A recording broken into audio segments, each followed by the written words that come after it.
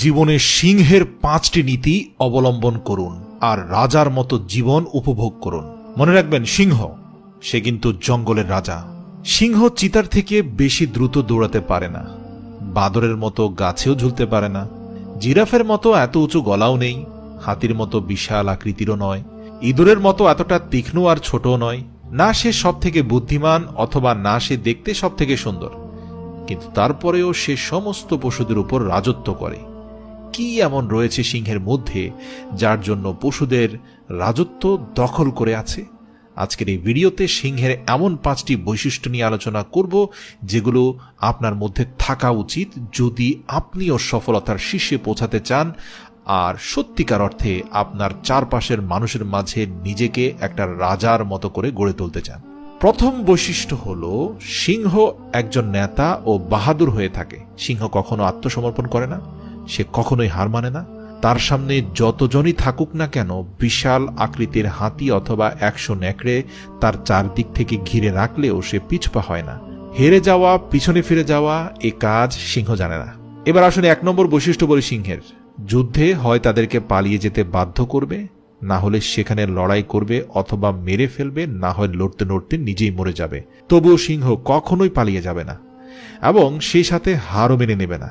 আপনিও যদি ঠিক সিংহের মতো বেঁচে থাকতে চান তাহলে সব থেকে প্রথমে নিজের দুর্বল জায়গাগুলোকে চিহ্নিত করুন এবং সেই জায়গাগুলোকে মজবুত করার জন্য কাজ করুন। দেখবেন সেই দুর্বল জায়গাগুলো কিভাবে আপনাকে শক্তি ও ক্ষমতা বাড়িয়ে দেয়। কেননা যার মধ্যে কোনো দুর্বলতা থাকে না সেই ব্যক্তি আসলে নেতা হয়ে যায়। তার সামনে 100 নেকড়ের মতো সমস্যা আসলেও সে তো ভয়ই পায় না, আর না তো সে হার মেনে নেয়, আর সেজন্যই সে লিডার।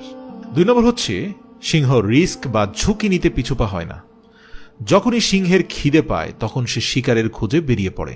ছোট শিকার করার মধ্যে তো কোনো রিস্ক নেই, কিন্তু যখন প্রচণ্ড ক্ষুধার্ত থাকে তখন বড় থেকে বড় পশুকেও সে শিকার করে ফেলে, আর যদি নাও পারে সেক্ষেত্রেও সে রিস্ক নিতে পিছুপা হয় না।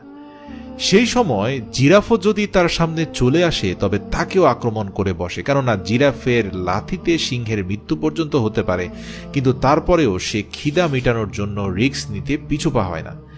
এক্ষেত্রে আপনার মধ্যে যদি সফলতার খিদে থাকে তাহলে অবশ্যই সে খিদে মেটানোর জন্য রিস্ক নিতে হবে। সিংহের মতো হতে চাইলে অবশ্যই সিংহের মতো রিস্ক নিতে শিখুন। ফোকাস। যখন সে শিকারে বের হয় তখন সে ডিরেক্ট অ্যাটাক করে না, সে প্রথমে তার শিকারকে দেখে এবং অবজার্ভ করে, তারপর সম্পূর্ণ ফোকাস সে তার শিকারের উপর দিয়ে দেয় আর শিকারের পেছনে সম্পূর্ণ ক্ষমতা দিয়ে দৌড়ায় এবং ঝাঁপিয়ে পড়ে। যা হবে হোক, কিন্তু শিকার তার কবজায় এলো কিনা সেদিকে খেয়াল রাখে। সেজন্যই আপনি যেই স্বপ্ন দেখছেন তার আগে নিজেকে প্রশ্ন করুন সেই স্বপ্ন আপনার জন্য সঠিক কিনা, অর্থাৎ আপনি প্র্যাকটিক্যালি সেই স্বপ্ন পূরণ করতে পারবেন কিনা, অথবা সেই স্বপ্নটা আপনার জন্য উপযুক্ত কিনা।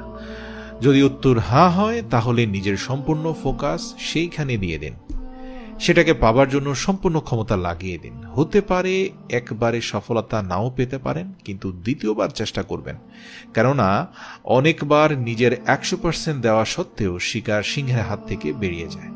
তাতে কি হয়েছে? সে পুনরায় দ্বিতীয়বার চেষ্টা করে। সে ততক্ষণ পর্যন্ত চেষ্টা চালিয়ে যেতে থাকে যতক্ষণ পর্যন্ত না সে তার শিকার সম্পূর্ণরূপে হাত করতে পারে। আপনি যে কোনো কাজেই ফেল হতে পারেন অথবা সে কাজ থেকে ছিটকে যেতে পারেন, কিন্তু তারপরে পিছুপা হবেন না যতক্ষণ না পর্যন্ত আপনি সফলতা পাচ্ছেন। সিংহ খুব শক্তভাবে শিকার ধরে। সিংহ যদি একবার কোনো শিকারকে গলায় কামড় দিয়ে ধরে তবে সে শিকারকে ততক্ষণ পর্যন্ত ছাড়ে না যতক্ষণ পর্যন্ত না শিকারের প্রাণ বেরিয়ে যাচ্ছে, অথবা যতক্ষণ পর্যন্ত না সেই শিকার আহত হয়ে মাটিতে লুটিয়ে পড়ে। আপনাদেরকেও সফলতার শিকারকে শক্ত করে আঁকড়ে ধরতে হবে। আপনার স্বপ্ন যাই হোক না কেন, গন্তব্য যত দূরেই থাকুক না কেন, আপনি যদি স্বপ্ন পূরণ করার সিদ্ধান্ত নিয়ে থাকেন এবং গন্তব্যে পৌঁছানোর প্রতিজ্ঞা করে থাকেন তবে সিংহের মতো ততক্ষণ ছাড়বেন না যতক্ষণ পর্যন্ত সেই প্রতিজ্ঞা সফল হচ্ছে। আপনার স্বপ্ন পূরণ হওয়ার আগ পর্যন্ত শক্তভাবে জড়ে থাকুন। সিংহ নিজের উপর সম্পূর্ণ বিশ্বাস রাখে। সিংহ জঙ্গলের মধ্যে একমাত্র পশু যে কিনা স্বাধীনভাবে ঘুরে বেড়ায়, কারণ তার নিজের উপর 100% বিশ্বাস থাকে। কেননা তার সামনে যদি বিশাল আকৃতির হাতিও চলে আসে তখন সে নিজেকে গুছিয়ে নেওয়ার মতো বিশ্বাস রাখে।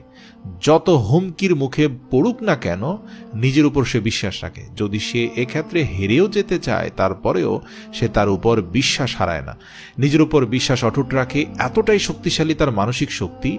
এক্ষেত্রে আপনিও যদি নিজের স্বপ্নে পৌঁছাতে চান তাহলে নিজের উপর বিশ্বাস রাখুন, আর 100% আত্মবিশ্বাসের জন্য নিজেকে মেন্টালি এবং ফিজিক্যালি স্ট্রং থাকা অবশ্যই জরুরি। নিজের মানসিক স্থিতি বদলাতে হবে, নিজের প্রতি নিজেকে বিশ্বাস করাতে হবে। কেননা কোনো কাজ যদি 100% বিশ্বাসের সাথে করেন তখন সেই কাজে আপনার সফলতা আসার সম্ভাবনা বেশি থাকবে। সেজন্য নিজের উপর সম্পূর্ণ বিশ্বাস রেখে সফলতার শিকার করতে থাকুন। সর্বশেষ বলছি, আপনার থেকেও কেউ স্ট্রং হতে পারে, আপনার থেকেও কেউ বুদ্ধিমান হতে পারে, কিন্তু আপনি নিজের উপর বিশ্বাস রাখবেন যে আপনাকে কেউ হারাতে পারে না। কেননা আপনি হার মেনে নেওয়ার দলে নেই।